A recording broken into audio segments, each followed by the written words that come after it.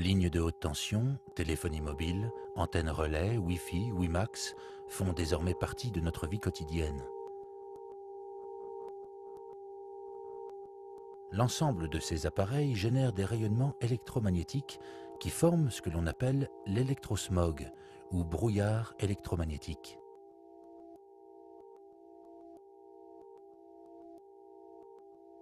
Depuis 30 ans, cette pollution électromagnétique ne cesse de croître.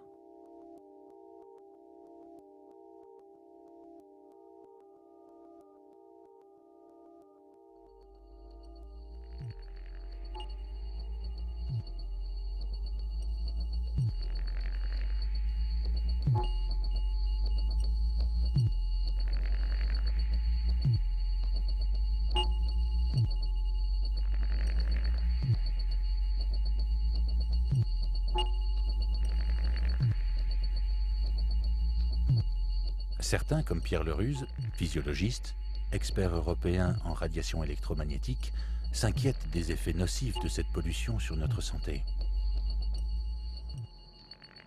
Cette inquiétude est-elle justifiée? Pourquoi serions-nous sensibles aux ondes électromagnétiques?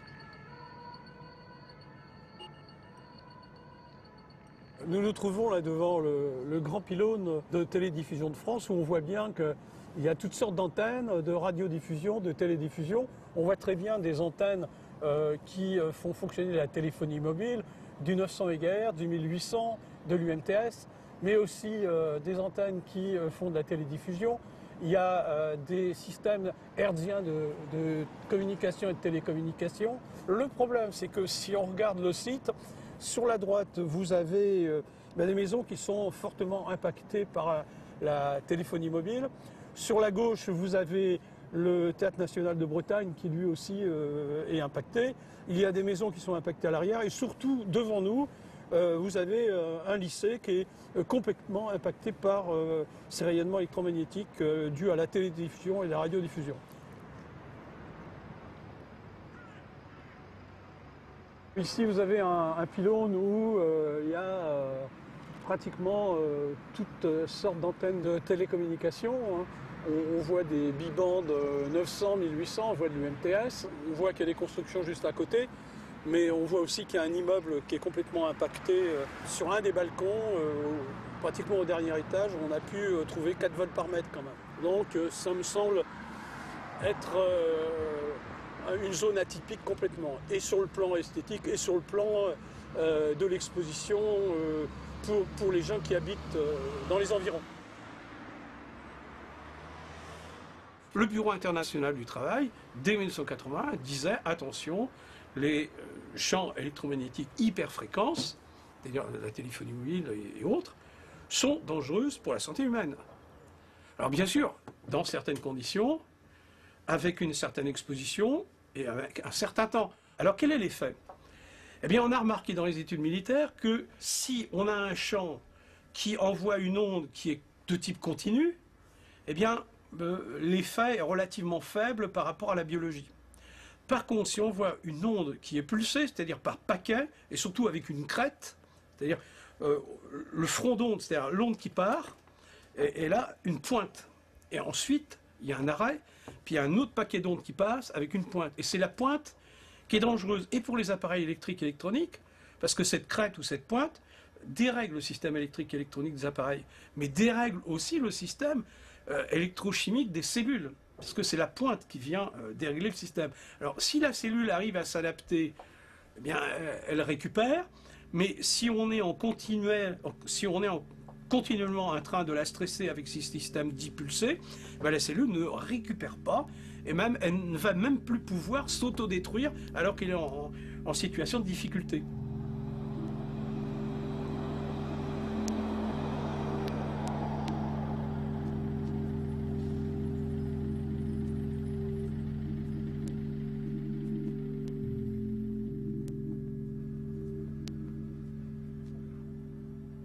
Bien là, on est en position avec un appareil qui s'appelle un spectre, qui permet de mesurer l'énergie dégagée par les activités de téléphonie mobile par exemple, et de voir un petit peu comment fonctionnent d'autres appareils comme des systèmes Wi-Fi, le téléphone portable éventuellement, ou ce qu'on appelle le DECT, c'est-à-dire le téléphone sans fil. Là, il y a un système Wi-Fi.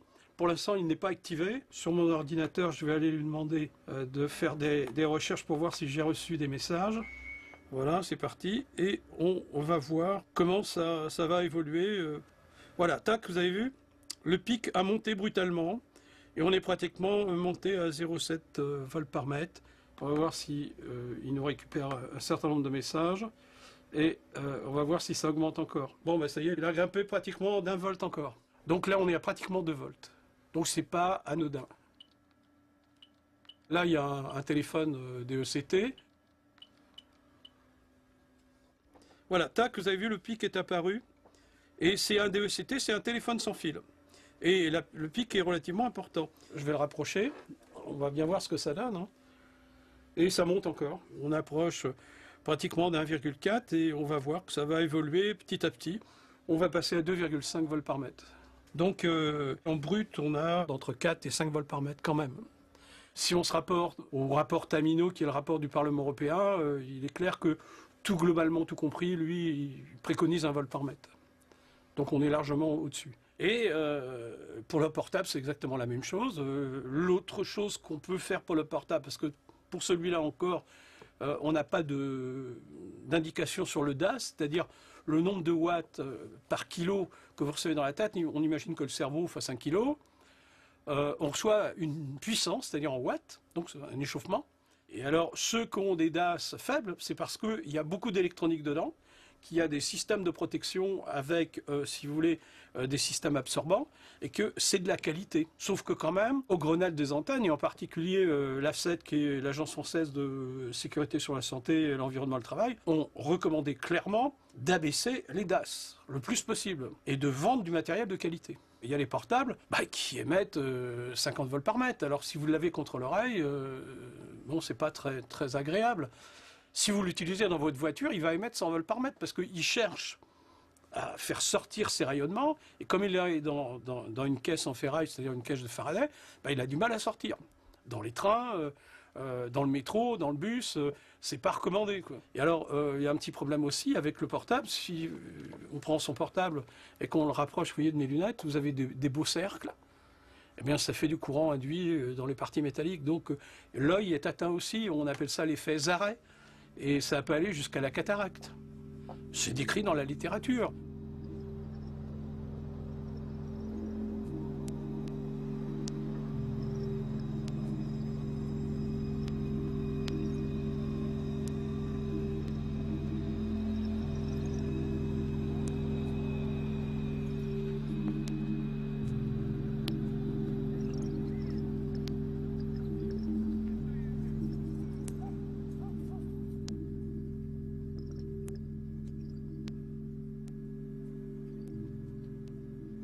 Là, vous avez les rapports.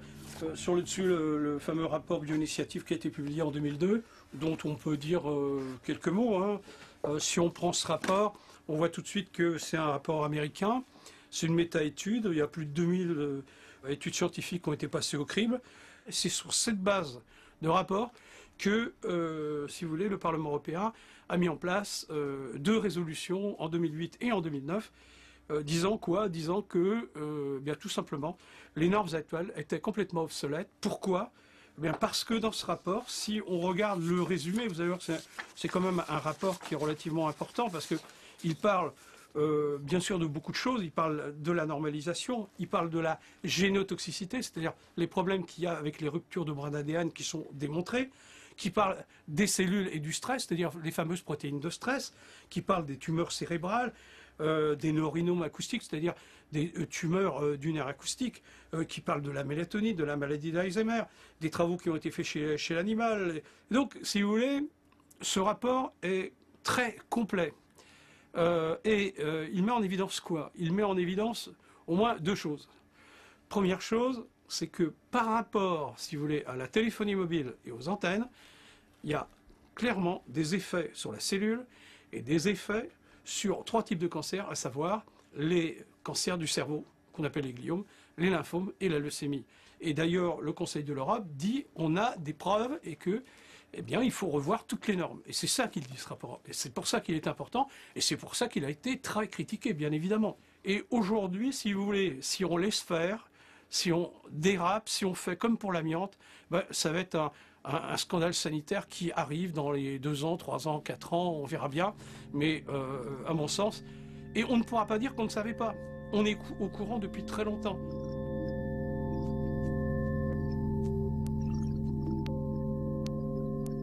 Aujourd'hui, on s'inquiète que les ondes électromagnétiques dites artificielles soient la cause de nombreuses maladies chez l'homme. Or, les ondes électromagnétiques ne sont pas seulement émises par les appareils électriques.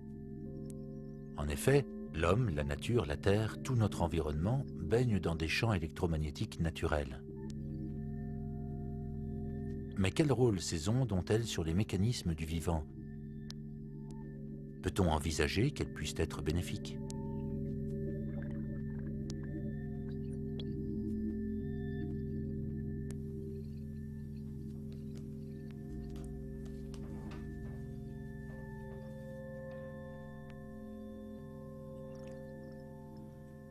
On arrive à 0,480 volts, donc 480 millivolts. Donc, et ça simplement sur 20 cm. Hein, donc c'est quand même assez impressionnant. Donc ça c'est une petite expérience qui montre que la vie est plus que simplement de la chimie, c'est aussi l'électricité, du magnétisme et tout ça.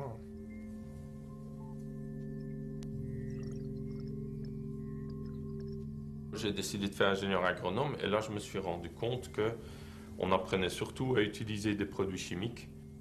En Belgique, on nous apprend, après chaque pluie, on pulvérise avec des antifongiques, des produits chimiques. Et comme en Belgique, il peut parfois pleuvoir toutes les semaines, ça fait beaucoup de traitements.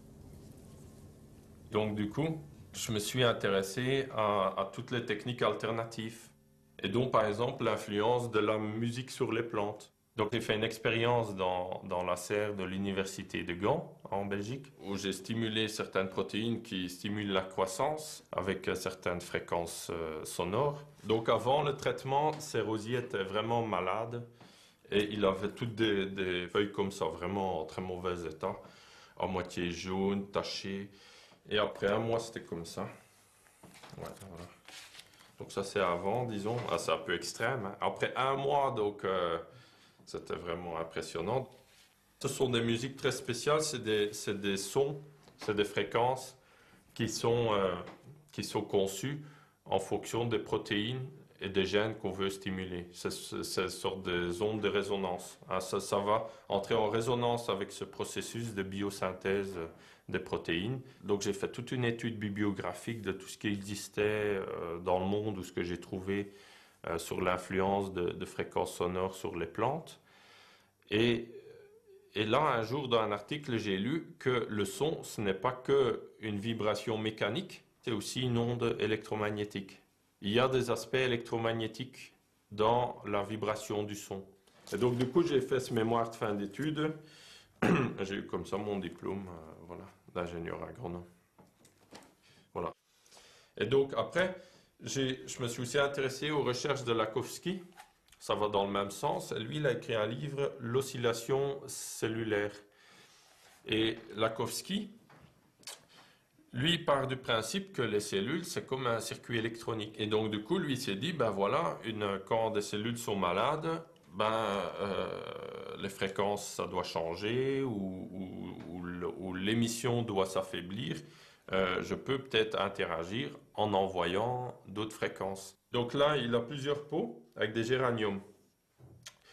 Et il a inoculé ces géraniums avec une souche de cancer. Ils ont tous développé des cancers et après, autour d'un géranium, il a mis une antenne. Ça crée donc un champ magnétique autour et qui va interagir avec les fréquences de la plante. Et donc, du coup, là, on voit que la plante, où il a mis l'antenne, ils guérissent, et les autres, où il ne met pas l'antenne, ils guérissent pas, ils meurent. Et donc, du coup, j'ai aussi expérimenté ça sur des plants de lilas, des arbustes, des différentes plantes, et j'ai toujours eu des bons résultats.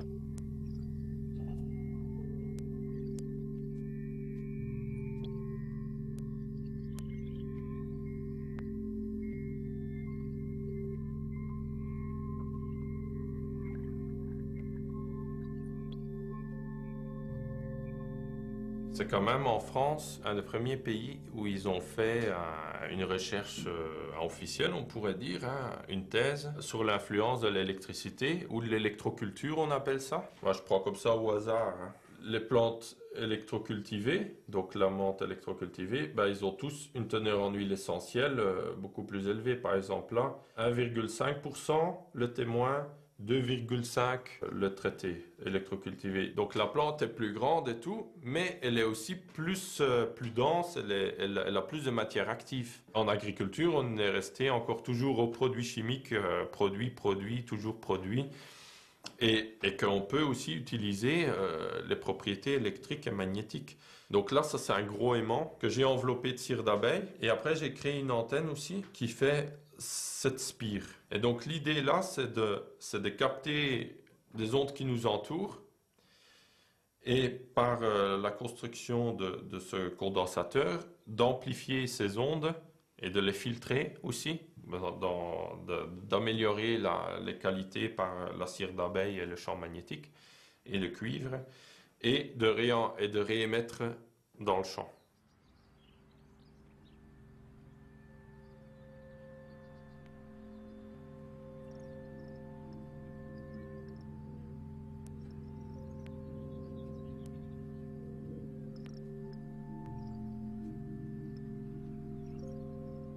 Donc ici, on se retrouve dans un champ de pommes de terre. Il y a 16 condensateurs installés sur tout le champ qui fait environ 1 hectare, 1 hectare et demi.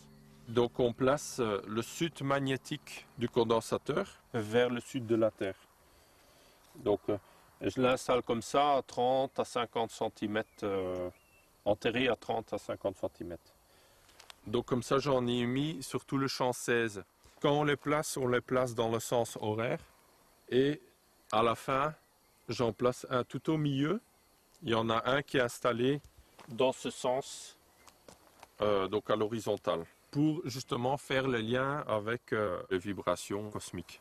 Ils vont capter les ondes et en même temps amplifier, les réémettre. Et si on met par exemple de l'argile blanche, ici j'ai mis de l'argile blanche par exemple, la kaolinite, qui est composée de tous les oligo-éléments. Et donc ça va réémettre aussi toutes les vibrations de tous ces oligo-éléments.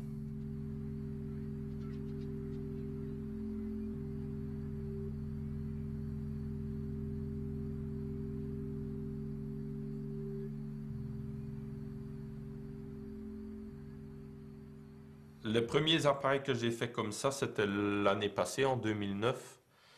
Et j'ai fait ça sur un champ de choux. Et les choux, avant, ils étaient toujours entre 2-3 kilos, comme ça. Et après 1 an, donc après à la saison où j'ai mis ça, les choux, ils étaient entre 6 et 9 kilos. Tout le champ, c'était vraiment impressionnant. C'était des gros choux, mais qui étaient en biodynamie, pas conventionnelle, donc sans produits chimiques, sans engrais chimiques, juste un peu de compost et c'est tout. Je suis convaincu qu'il y a aussi un tas d'informations qui circulent dans le champ magnétique terrestre, qui est porteur de ça. En résonance avec les autres planètes, avec les astres peut-être, avec tout ce qui entoure la Terre et tout ce qui se passe sur la Terre.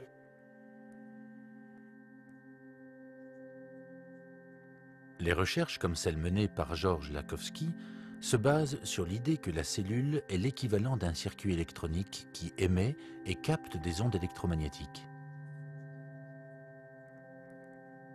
Inspiré par ces recherches, le biophysicien Fritz Popp, directeur de l'Institut de biophysique de Neuss en Allemagne, a découvert que les organismes vivants émettent aussi des ondes électromagnétiques sous forme de lumière, qu'on appelle des biophotons.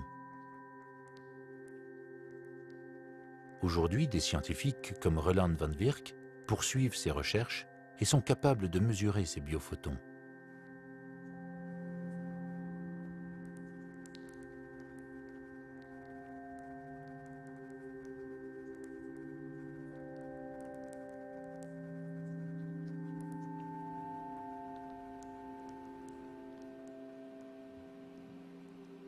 In the biophoton experiments, we are always interested in living organisms and how they are able to change the properties of light. And that is what the photo multiplier device is doing.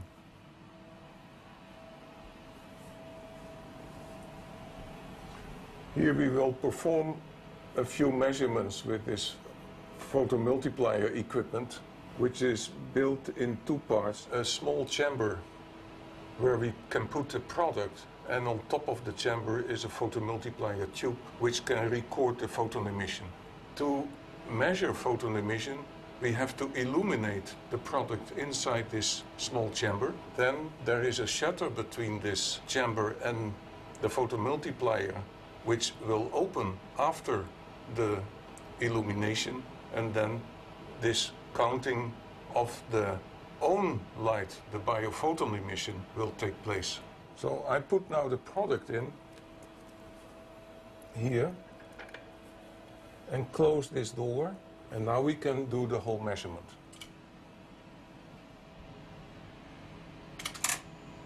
And now the measurement starts. So this is the light emission from the product. The product is a green leaf, so it has a very high light emission, and that's because of the chlorophyll in the leaf.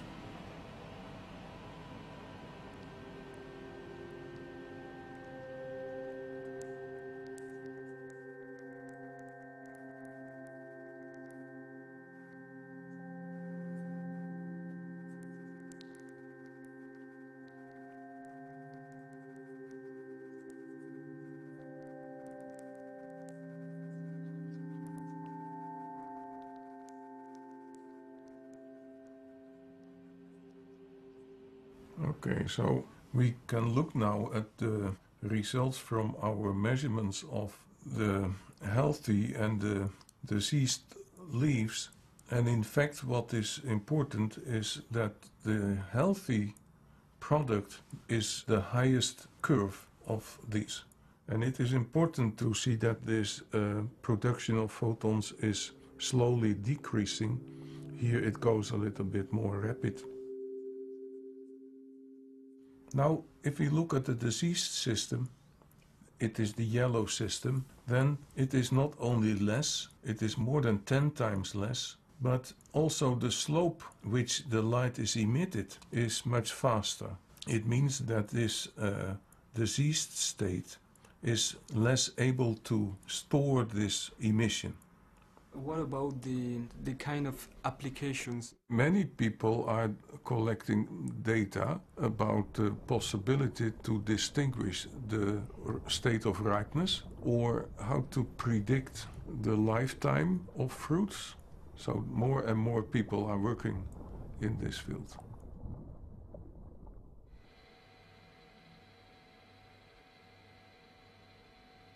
In this device, we measure the photon emission of the hands. These tubes are extremely sensitive for measuring human photon emission, and they also cut off at 650 nanometers so that we have no involvement of heat, so that we're sure we're measuring photon emission. So I will start the measurement now.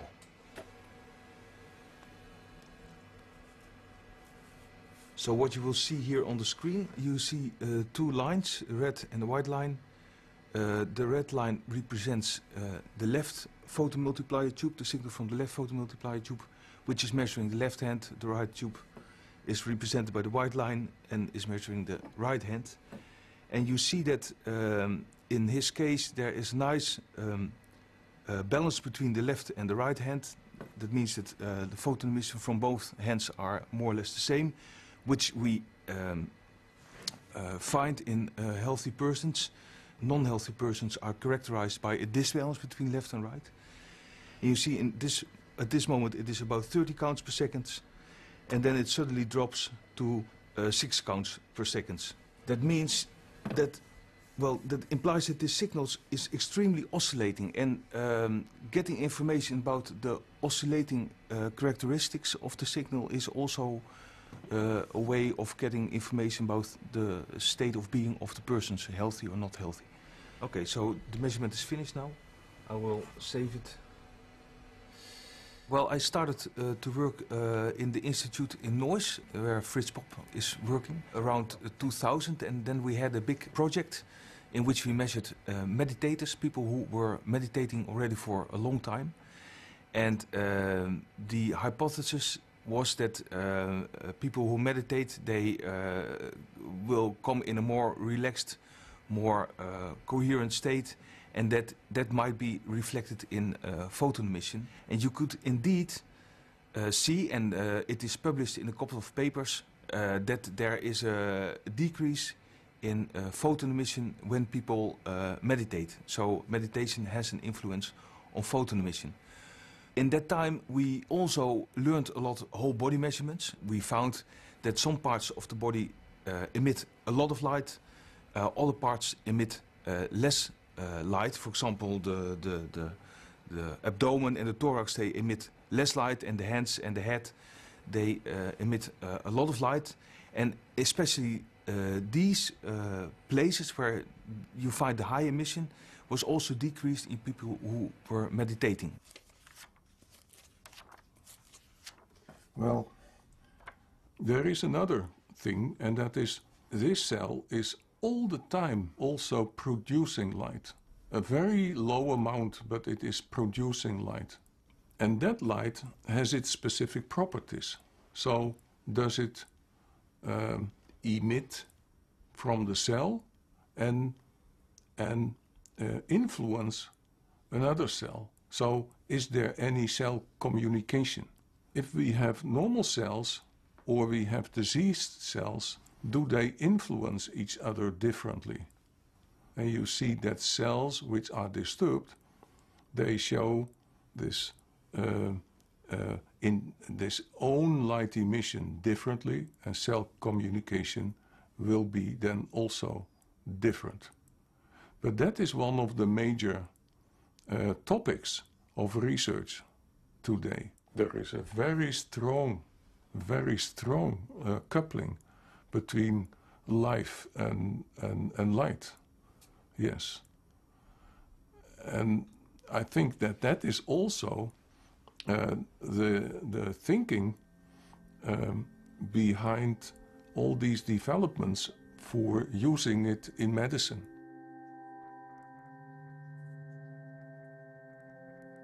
En travaillant sur les biophotons, Fritz Popp a également découvert que les plantes possèdent des systèmes de méridiens qui acheminent l'énergie lumineuse.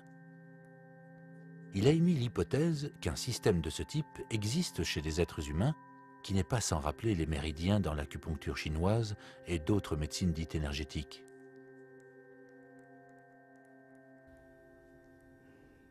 Das ist eine Aufnahme mit Fotopapier, das heißt, es muss im Dunkeln passieren. Wir haben rote Dunkellichtleuchten. Ich mache das Licht aus, lege hier ein Fotopapier hin. Sie müssen Ihre Fingerspitzen drauflegen, anschließend die Füße. Okay? Dann mache ich das Licht aus. Achtung. Gut. Okay? Also wie immer möchte ich zuerst das Bild Ihnen erklären und festlegen, welche Problematik dahinter steckt. Wir haben 3 Ebenen, die man auf den ersten Blick sieht. Das ist einmal das Kopffeld, das unter Spannung steht. Zweitens, daraus resultiert durch die Leere hier eine Rhythmusstörung innerhalb des Schlafes, also der Schlaf ist nicht rhythmisch. Und drittens, durch die Schwäche, die sich hier zeigt, ist das hormonelle System insgesamt, besonders das, was von oben gesteuert wird, in Probleme. Und wir wollen hier versuchen, erstens einen Ausgleich zu bringen und zweitens eben das, was hormonell in der schlechten Bewegung ist, wieder in Bewegung zu setzen und schauen dann, wie sind Ihre Beschwerden, beziehungsweise wie ist diese Phänomenologie. So, ich behandle meine 4 Punkte jetzt an der Stirn. Und jetzt werden die Punkte mit Licht behandelt. Ist alles in Ordnung? Ja. 1982 habe ich sehr intensiv mit Professor Popp angefangen. Wir haben die Kristalle getestet, wir haben das Licht getestet, wir haben durch seine Methoden der Biophotonenforschung konnten wir sehen, dass das eine Realität ist. Das heißt, dass vom Körper eines Menschen in der Tat verstärkte Biophotonenemissionen möglich sind. Und wir experimentierten dann mit großen Folien, mit großem Licht, was aber zur Folge hatte, dass das sehr lange dauerte. Und so kam die Farbpunktur ins Spiel, die wir heute benutzen. Und wenn ich das mal zeigen darf, wir haben hier ein Glas entwickelt, das einen exakten Schliff hat und damit eine kohärente Therapie möglich macht. Eine Therapie mit kohärentem Licht. Das war auch der Beginn einer Zusammenarbeit mit Fritz Popp. Und jetzt wissen wir, dass dieses Licht, das wir früher geglaubt haben, dass es durch den Körper geht, das durchdringt den Körper nicht, sondern es reitet auf einer Basis, auf einem Hologramm, auf Energiebahnen, wie es die Akupunktur ja auch sagt. Wir können das Licht auf den Akupunkturpunkt oder diese neu gefundenen Zonen von uns können wir dann therapeutisch unmittelbar und nicht in Minuten, sondern in Sekunden. Wir bestrahlen pro Punkt 10 bis 20 Sekunden, mehr nicht. Weil das reicht ja aus, weil Lichtgeschwindigkeit, also das muss dann schon von dieser Seite auch betrachtet werden.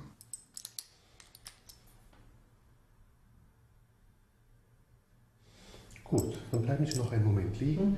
Das Zweite war dann, wir beobachteten, dass das Licht gut ist und dass wir auch Regulationen haben, aber bei vielen Patienten ging es nur bis zu einem gewissen Grad. Dann hörte das auf. Wir konnten nicht die tiefen Beschwerden beeinflussen. Und dann kam die Idee, dass man das mit Gehirnwellen macht, weil wir wussten, dass jeder Schmerz eine Bewusstseinssache ist. Also eine Sache des individuellen Bewusstseins. Und dieses individuelle Bewusstsein wird ja gebildet in unserem Gehirn durch den Thalamus, so nennt sich das, Sehhügel. Und dieser Thalamus, dort entstehen auch diese Hirnwellen. Und wir experimentierten über Punkte wieder, diese Wellen abzufahren, also Beta-Wellen, Alpha-Wellen und so weiter. Und das war ein zweiter Durchbruch, die dann dazu führte, dass wir in dieser Topographie, die wir ja erstellt hatten, körperlich, plötzlich seelische oder psychische Phänomene fanden oder Phänomenologien, die darauf hinwiesen, dass dieser Mensch eben nicht in seinem Körper primär erkrankt ist, sondern mehr aus dem psychischen Bereich heraus sich diese körperliche Krankheit entwickelt hat. Mal schauen. Schauen wir mal, was hier los ist. Genau.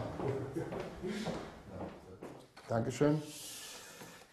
Also, wir haben eine Therapie gemacht nach der Phänomenologie dieses ersten Bildes, um zu erfahren, ist es möglich, etwas zu befreien. Und nach diesem Kontrollbild, und das sieht man ja sehr deutlich, die Füße sind wieder da, das Ganze ist stärker, ist ausgeglichen, wenn man das hier sieht, dann bedeutet das, dass das Gehirn darauf geantwortet hat. Die Frage ist jetzt, wie fühlen Sie das jetzt im Kopf? Sie hatten den Druck im Kopf, Sie hatten Kopfschmerzen. Wie ist das jetzt? Also es ist etwas erleichtert. Erleichtert. Der Druck ist erleichtert und man kann davon ausgehen, dass er wahrscheinlich in der nächsten Stunde sich abbauen wird. Und ich würde sagen, dass man sich in 8 Tagen wiederzieht, um ein neues Bild zu machen und zu sehen, wo Sie dann stehen. Ich Ihnen berichten, wie ich schlafe. Ja, genau.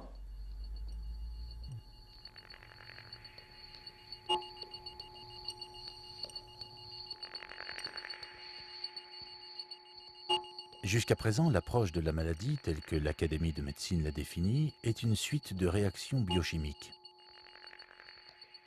Des chercheurs comme Georges Lakhovsky ou dernièrement Fritz Popp proposent une approche biophysique dans laquelle les échanges électromagnétiques seraient au cœur de ce nouveau champ d'investigation. L'objectif étant toujours une meilleure compréhension du fonctionnement de l'humain. Ce modèle-là s'appuie sur l'idée majeure que les organismes vivants baignent dans un environnement où ils puisent les informations nécessaires à leur organisation profonde. Et dans ces organismes, des informations de type électromagnétique circulent et assurent la coordination et la gestion des fonctions génétiques et métaboliques.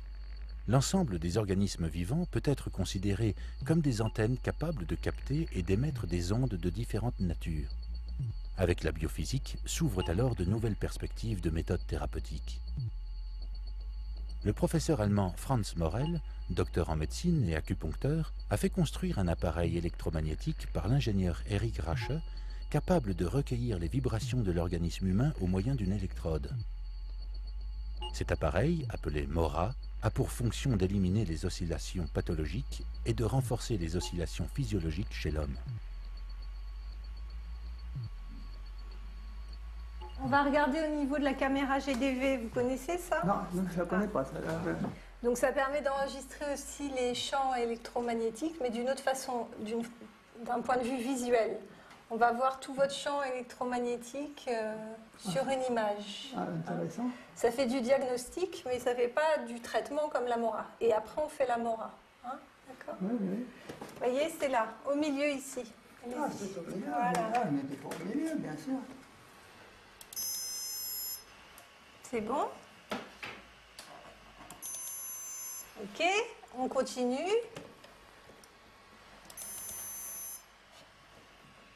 Alors,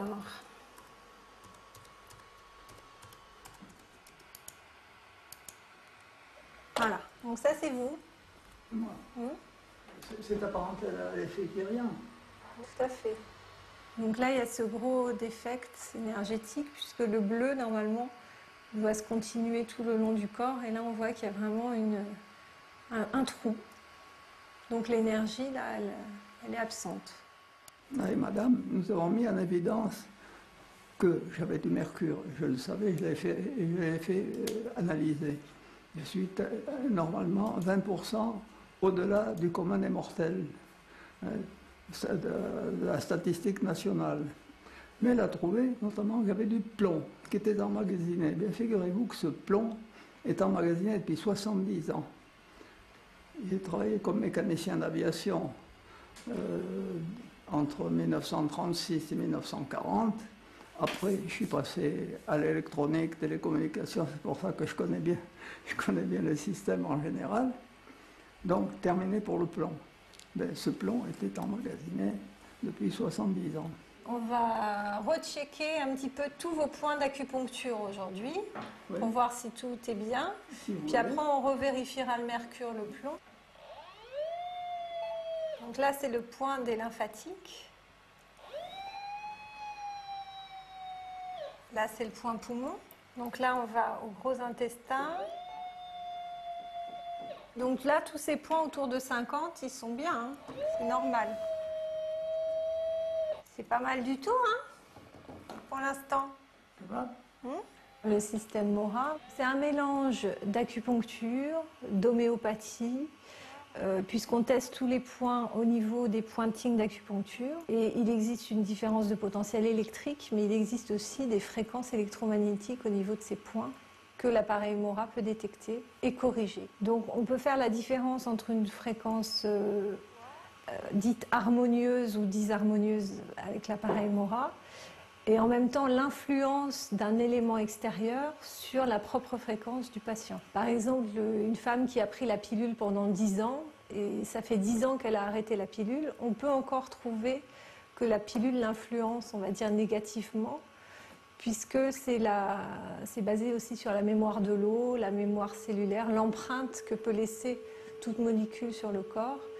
Et c'est à ce niveau-là qu'on travaille, c'est pas au niveau de la molécule physique en elle-même, c'est plus au niveau de l'empreinte énergétique de cet élément qui perturbe la personne. Au niveau, par exemple, des métaux lourds, au niveau de détection des vaccins qui pourraient perturber au niveau électromagnétique, qui permet également de voir s'il y a des intolérances alimentaires qui ne sont pas forcément détectées d'ailleurs aux analyses de sang.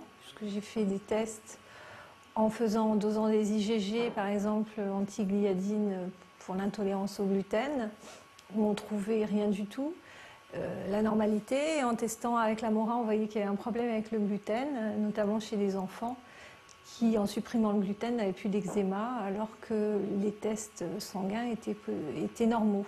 Donc c'est un moyen énergétique de prévenir, voire de guérir parfois certaines maladies, en sachant qu'il faut rester prudent quand même sur le terme de guérir, mais je préfère parler de prévention et une amélioration de la fonctionnalité du corps au niveau énergétique. Elle est où votre cicatrice ? Elle est là, ouais, ça se voit. Donc l'énergie, elle passe moins bien. Donc là, on va mettre un programme spécial pour améliorer l'état énergétique des cicatrices. Donc là, on envoie des fréquences qui vont corriger la cicatrice. Voilà. Donc, ce qu'on va faire maintenant, on va retester le mercure, le plomb. Donc là, on envoie la fréquence du mercure et on teste. Donc on voit que le point de 47, il passe à 46. Donc le mercure, ça y est, c'est bon, c'est réglé. Bon. Alors par contre, le plomb, c'est pas encore réglé. On teste la bonne inversion de fréquence jusqu'à ce qu'on trouve celle qui corrige le point. Voilà. Là, ce qui vous corrige, c'est 0,3. Donc, on était à 2 la dernière fois. Oui. Donc, il n'y a presque plus rien. Hein, c'est des traces. Donc là, maintenant, je vais vous envoyer cette fréquence. On envoie simplement la fréquence inversée du plomb à 0,3. Ce qu'il corrigeait la dernière fois, c'était le coefficient 2. La fois précédente, c'était le coefficient 5. Donc là, maintenant, on arrive à 0,3. Donc, c'est presque... c'est fini, quoi. Et le mercure, la dernière fois, ce qu'il corrigeait, c'était le coefficient 4. Et là, c'est terminé. Donc le mercure, par contre, ça a été plus vite que le plomb. Alors, donc on va vérifier que c'est bien. Donc voilà, c'est bien. Il est même surcorrigé, mais c'est pas grave, puisqu'on l'a fait exprès. Alors, on retourne à la caméra GDV. On va vérifier.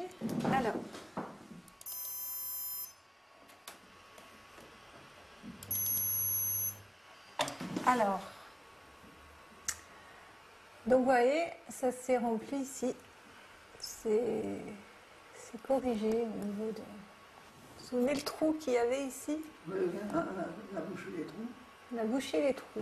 Bon, c'est pas parfait, mais il y a eu du travail de fait quand même. J'ai 2 livres. Un livre du professeur Le Prince Ringuet, un livre de Lakowski, des livres de 1926. Figurez-vous, dans lequel ils exposaient notamment le fonctionnement électromagnétique de la cellule humaine. Ils ont exposé cela à l'époque. Et ils ont fait, j'ai les schémas, des premiers montages électroniques qu'ils ont faits. Quand ils ont exposé ça, notamment à l'Académie de médecine et autres, ils se sont fait conspuer. Mais de quoi se mêlent-ils, ces gens-là? Les physiciens qui se mêlent de médecine. Et encore, ils proposeraient de guérir les gens avec leur matériel. Voilà la conclusion de la médecine, et elle n'a pas changé.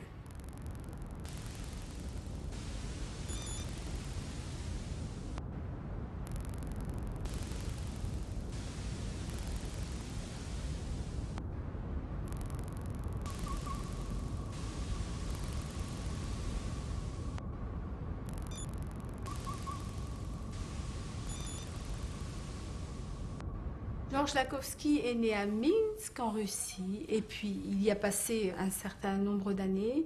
Et ensuite, il a décidé d'émigrer en France, où il a été naturalisé français. C'était donc un ingénieur des ponts et chaussées qui a inventé un tire-fond. Le tire-fond, c'est une vis qui sert à fixer les rails des voies ferrées. Donc, on voit une formation au départ, une formation scientifique, et puis une certaine curiosité qui l'a poussé à faire des études sur les effets des ondes vitales sur les pigeons. Donc les pigeons qui étaient désorientés par les antennes émetteurs de radiotélégraphie.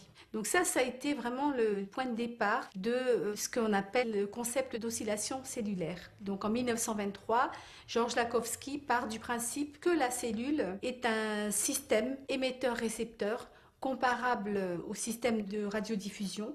Donc dans ce système, pour lui, les filaments conducteurs, ce sont les chromosomes et les chondriomes.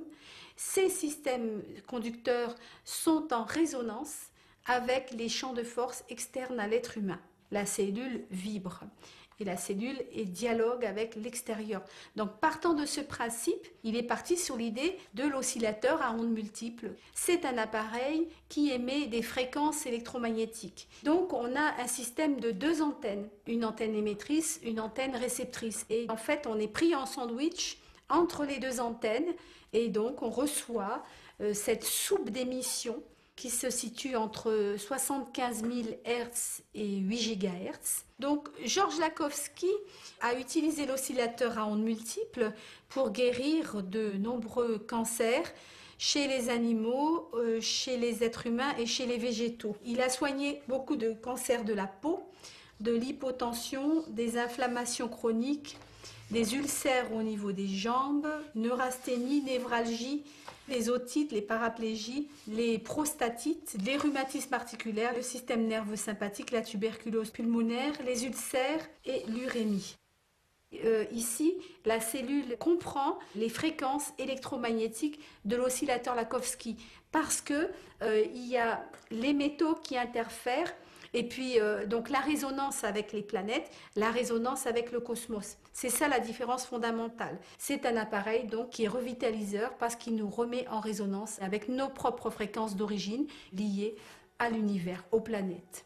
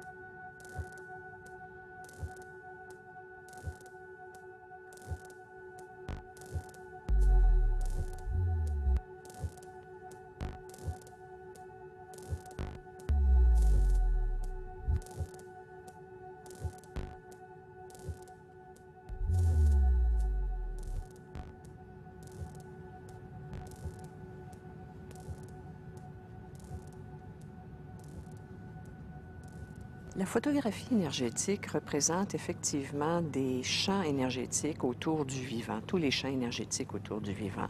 Ce sont des champs qu'on n'arrive pas tout à fait à déterminer. On ne sait pas exactement encore de quoi il s'agit, même s'il s'agit d'un phénomène électromagnétique, et ils sont captés de manière tout à fait spontanée dans le noir absolu, avec un négatif et la plante simplement posée sur le négatif.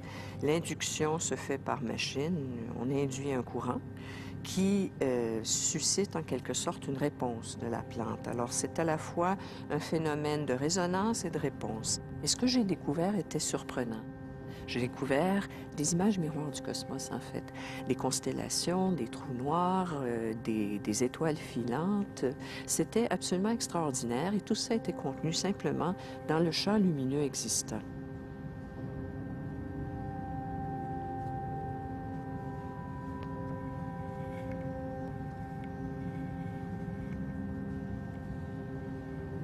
On arrive aujourd'hui à un moment critique dans l'histoire de l'humanité où, me semble-t-il, tous les éléments de la connaissance doivent converger vers une véritable connaissance de la personne qui n'est plus celle qu'on avait alors qu'on était axé sur la matière seule.